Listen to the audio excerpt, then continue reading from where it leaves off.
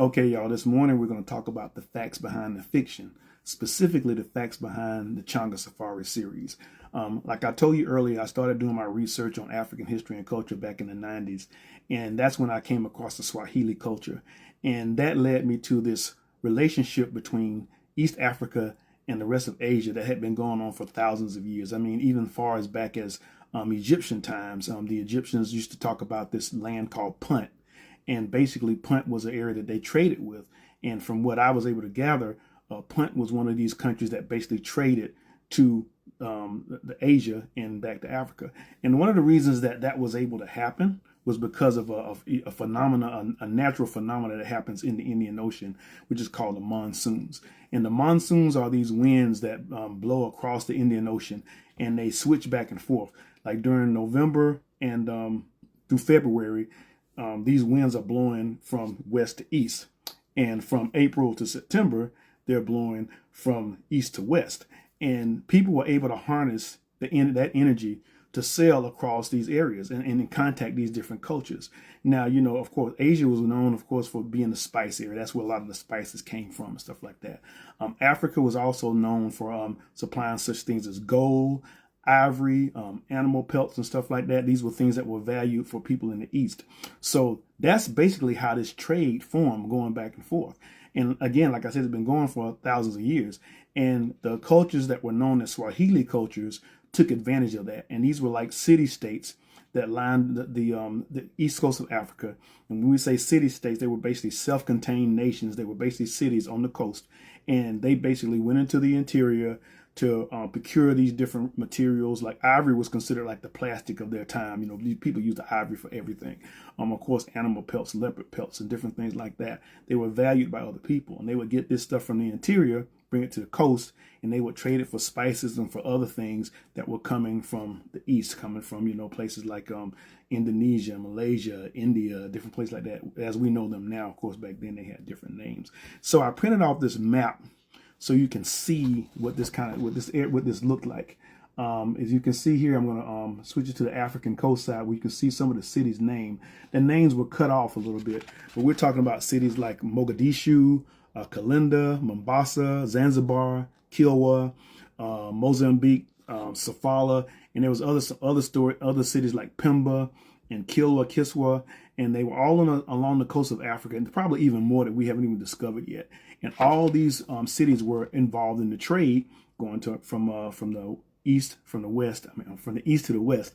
And I'm gonna move it to the other side. You can see some of the different areas that this trade was going or landing on the other side. So it also brings up the whole situation about African presence in Asia.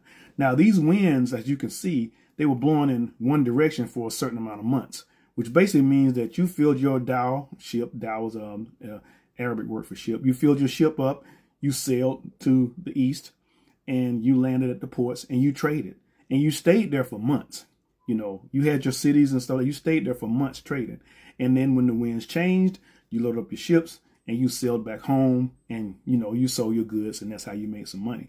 So when we see history, we're victims of 19th century propaganda. So a lot of these things like that were basically cut out of history. But when you go back and look at historical records, you see these things, and they're there, and they're documented, and they're recorded. So that kind of thing. So you have to do your own research on that.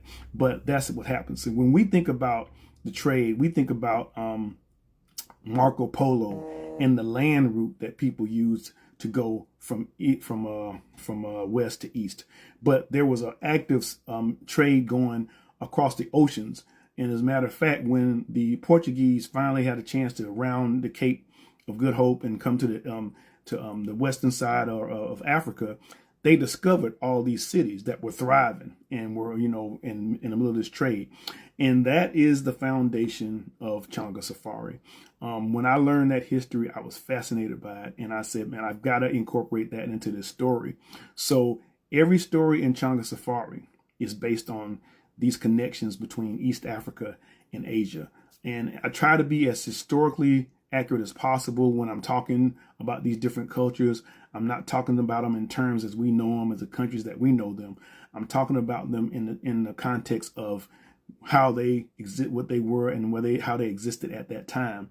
And I also did my best to incorporate different stories and mythologies from those different cultures to be part of the adventures that Changa experiences. And so that's where the history comes from. I remember one particular reader who responded to me. It was a reader from Australia after he read the first book, and who did not believe the information that I had put in the book as far as about these Eastern African countries and stuff, But then he did the research and realized that this was actually based on the truth, and was like, thank you for introducing me to a part of history that I knew nothing about. And when I write these stories, that's one of the things that I'm trying to do. We have a very narrow view of the world, and we, for the most part, received it from one particular point of view. But as we expand our knowledge of history and look for historical sources from those parts of the world that we're talking about, we start to see this grand map of things, and start to see the interconnections between different cultures, and realize things weren't leaning more toward one particular culture as we've been taught over the years. So if you're looking for something that's going to give you some exciting fantasy adventure, but also includes a heavy dose of history, you should definitely check out Changa Safari. I think you'll enjoy it.